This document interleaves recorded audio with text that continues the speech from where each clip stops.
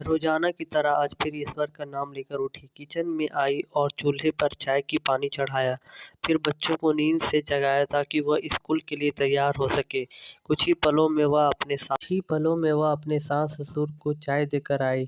फिर बच्चों का नाश्ता तैयार किया और इसी बीच उसने बच्चों का ड्रेस भी पहनाया। फिर बच्चों को नाश्ता कराया। पति के लिए दोपहर का टिफ़िन बनाना भी ज़रूरी था। इसी बीच स्कूल का रिक्शा आ गया और वो बच्चों को रिक्शा तक छोड़ने चली गई। वापस आकर पति का टिफ़िन बनाया और फिर मेज़ से बर्तन इकट्ठा किए। इसी बीच पति देव की आवाज़ आई कि मेरे कपड़े निकाल दो। उनके ऑफ़िस जाने के लिए कपड़े निकाल कर दिए।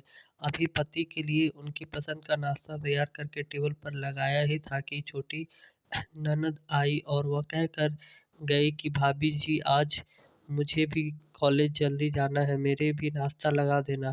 तभी देवर की भी आवाज़ आई कि भाभी जी नाश्ता तैयार हो गया है क्या? अभी लीजिए नाश्ता तैयार है। पति और देवर ने नाश्ता किया और अखबार पढ़कर अपने-अपने ऑफ़िस के लिए निकल चले। उसने मेज़ में खाली बर्तन समेटे और सास-ससुर के लिए उनके परहेज़ का नाश्ता तैयार करने लगी। दोनों का नाश्ता तैयार करने के बाद फिर बर्तन इकट्ठा किए और उनके भी किचन में लाकर धोने लगी। इसी बीच सफाई वाली भी आ गई।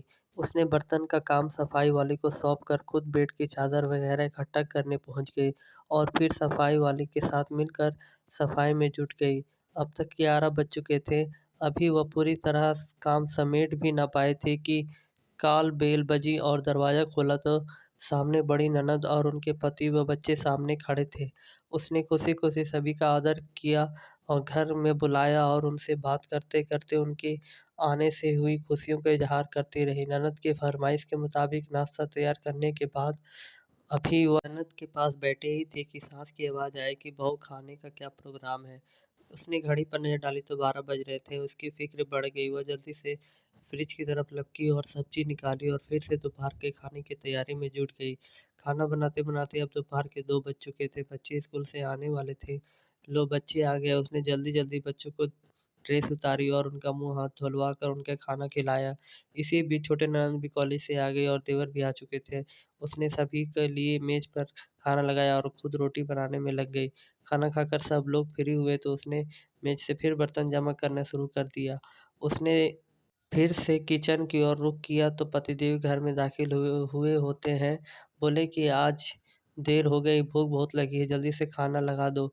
उसने जल्दी-जल्दी पति के लिए खाना बनाया और मेज़ पर लगाकर पति की किचन से गरम रोटी बनाकर लाकर देने लगी।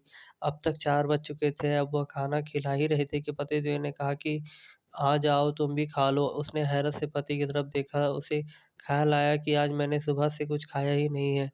इसी ख़्याल में आते ही वो पति के साथ खाना खाने बैठ गई। अभी पहला निवाला उसने मुँह में डाला ही था कि आँख से आँसू निकल आए और पतिदेव ने उनकी आँखें आँसू देखकर फ़ौरन पूछा कि तुम क्यों रो रही हो?